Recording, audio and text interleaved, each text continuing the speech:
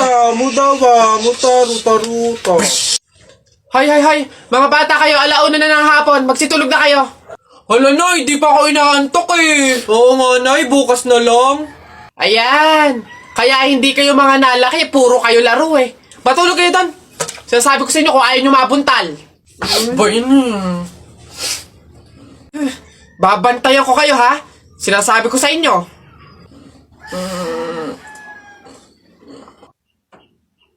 Dali, matulog.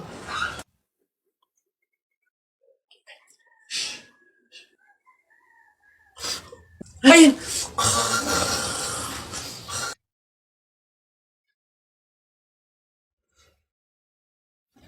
Sabi ni Ninoy Aquino, lahat tayo pantay-pantay. Taas mo yung kilikili mo, lahat tayo patay!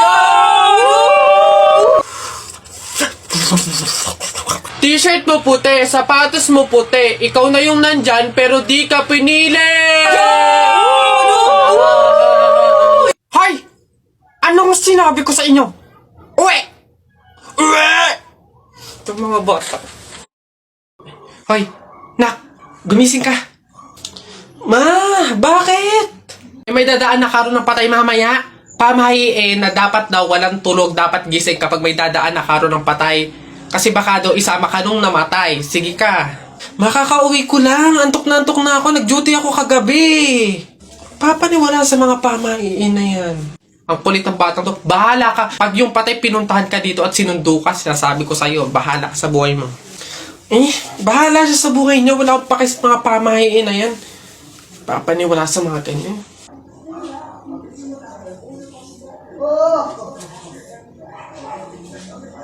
Ma, di ba sinabi? Sino ka? Ikaw yung patay dun sa kabilang kanto? Ay, ikaw yung karon ng patay na dumaan kanina. Gising ako nun. Oo, nung dumaan ka kanina. Joke lang yung kanina kung narinig mo. Joke lang yun. Gising ako nun.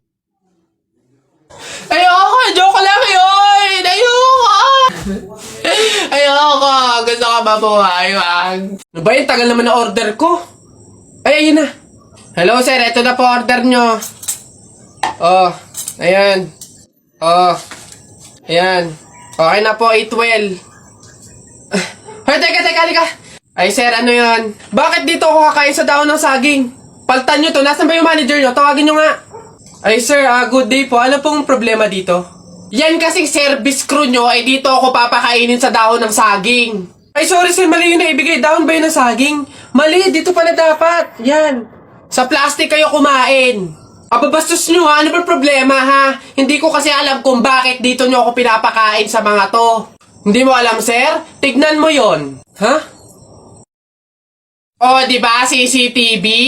Ikaw lang naman yung lagi naming nahuhuling nangunguha ng mga plato namin. Hiyang-hiya naman kami sa'yo, ang kapal na mukha mo. Naubos na yung mga plato namin dahil sa'yo. Hindi ko alam kung bakit ang hilig-hilig yung manguha ng mga kasangkapan ng mga fast food chain. Tapos magtatanong ka pa kung bakit diyan ka namin pinapakain. Swerte mo pa nga may kakainan ka eh. Kainin mo yan.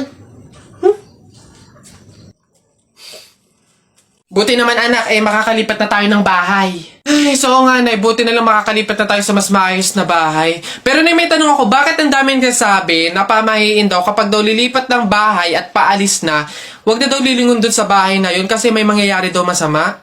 Bakit kaya? Nak, bakit mo ba natanong?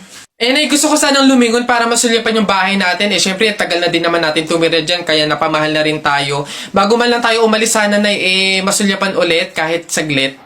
Ay, hindi anak. Sige lang, lumingon ka lang. Hindi naman tayo naniniwala sa mga pamahiin na yan, di ba? Walang mangyayaring masama, panigurado, promise. Sige, nay. Ay! Hoy, kayong dalawa. Huh? Ay! Ano? Ganon-ganon na lang yun? Aalis na kayo agad, ha? Hindi nyo pa nga tapos bayaran yung upa sa bahay, eh. Pati yung ilaw at tubig, hindi nyo pa tapos bayaran, tapos aalis lang kayo, ha? 10 yung pinapakain kong anak, tapos yung asawa ko batugan pa, tapos aalis kayo, hindi kayo magbabayad. Ang kakapal na mukha nyong lahat. Hindi ako papayag. Balik! Uwi! La la la. Hala!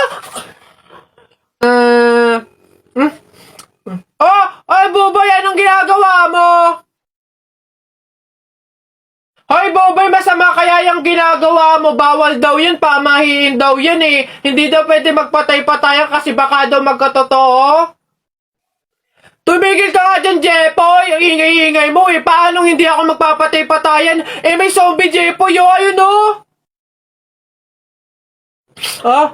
Oo nga, zombie to! Ang pangit-pangit pa, mukha pang mabaho! Eh, wow, bastusan! Kayo mga bata pa kayo, mga judger na kayo, ha? Pulubi ako, hindi ako zombie. Ay, di sorry po! Huwag niyo ako idamay sa kung ano-anong nilalaro niyo dyan. Nagkakalakal ako dito eh. Baka ito ang zombie.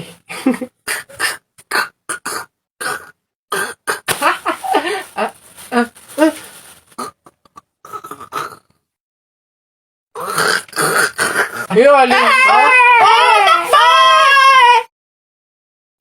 Tara, buhatin na natin yung kabaong. Ay, teka. Kamag-anak kayo, di ba? Oh, hindi pwede. Pamahiin yon. Bawal magbuhat ng kabaong ang kamag-anak. Yung iba na lang. Kayo na lang magbuhat dito. Ikaw, yan, kayo. Ay, kami po. Ay, hindi po. Kamag-anak po ako. Pamangkin po ako niyan. Ay, ako rin po hindi kasi ninang ko po yan eh. Kamag-anak din po ako kasi kapatid po yan ni Papa. Ganun ba?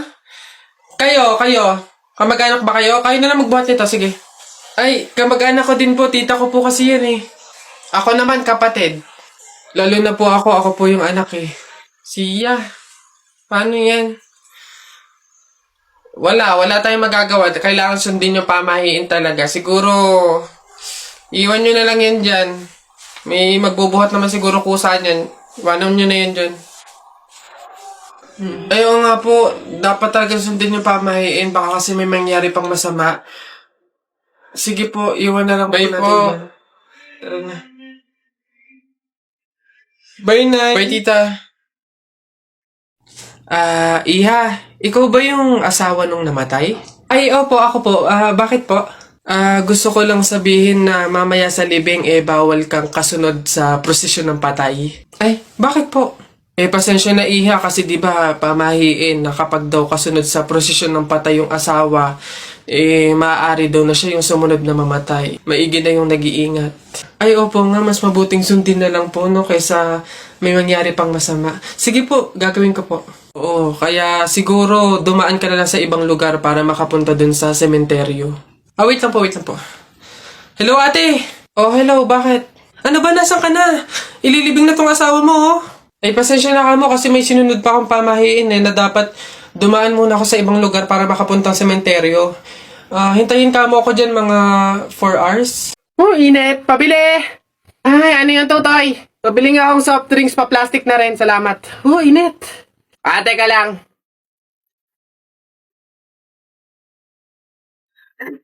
Hirap naman buksan ng plastic na to.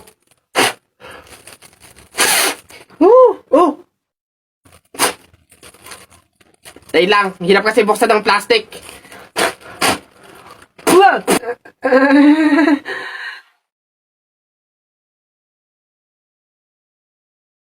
Ay.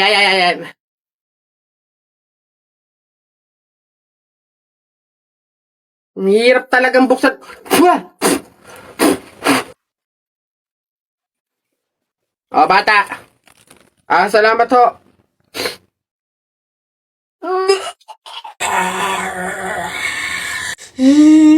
Nay, naririnig niyo ba yun?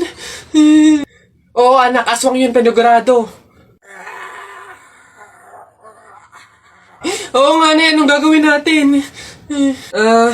Alam ko na yung pamahiin ng lola mo. Sabi niya kasi pag daw may aswang, maglagay daw ng bigas sa gilid ng bahay para daw umalis na yung aswang. Ito, lagay mo sa gilid ng bahay, anak. Sige, Nay. Oh, ayan na, umalis ka na, aswang ka! Ay, yan. Sa wakas may pangsaing na rin ako. Mga uto-uto, papahin, pamor! Tipid-tipid ng mga to. 1 kilong bigas lang. Ano man lang 1 kabang bigas. Saan ba sunod? Ay, ayun. Hala, Nay! Kalabaw. Oh, bakit? Nay, napunit yung damit ko sumabit dun sa pako. Ganitong damit pa naman yung kailangan namin suotin sa party bukas. Paano na yan? Aba, di tahiin mo na lang. Oh, aba, bawal yun. Hindi pwede. Pamahiin na bawal magtahi ng gabi at malas daw yun sa pamilya. Halay, anong gagawin ko? Pamahiin pa kasi. Eh anak, suotin mo na. Kaysa naman sumuway tayo sa pamahiin, eh may mangyari pang masama. Suotin mo na, wala na tayong magagawa dyan.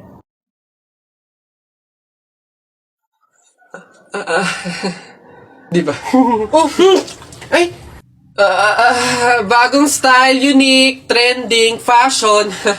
Alam niyo naman ako, lagi nasa uso.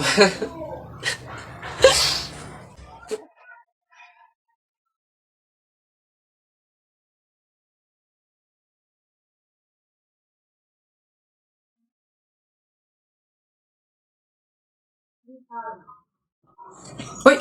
Hoy, anak, ano yung ginagawa mo?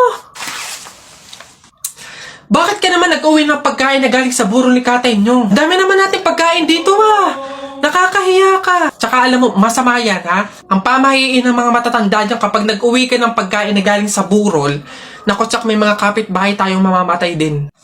Yun nga mama kaya nga ginawa ko yun, kaya kumuha ko ng mga pagkain doon sa burol at dinala dito sa bahay natin para mamatay na yung mga kapitbahay natin. Lalo na yan si Aling Marites, alam mo ba ma? Sabi, narinig ko, hindi ka na daw virgin. Anong sabi? Hindi na ako virgin? Kumuha ka ng karton tsaka ng sako, pumunta tayo sa burol ni Katay yung kunin mo lahat ng pagkain doon. Anak? Oh, Nay. Kunin mo yung mga ginamit sa sugal ng burol ng lolo mo tapos sunugin mo. Nay, bakit? Basta masama yun, pamahiin yun, gawin mo na lang. Yung mga baraha? Oo nga, basta lahat ng ginamit sa sugal, sunugin mo. Lahat ha? Sige Nay.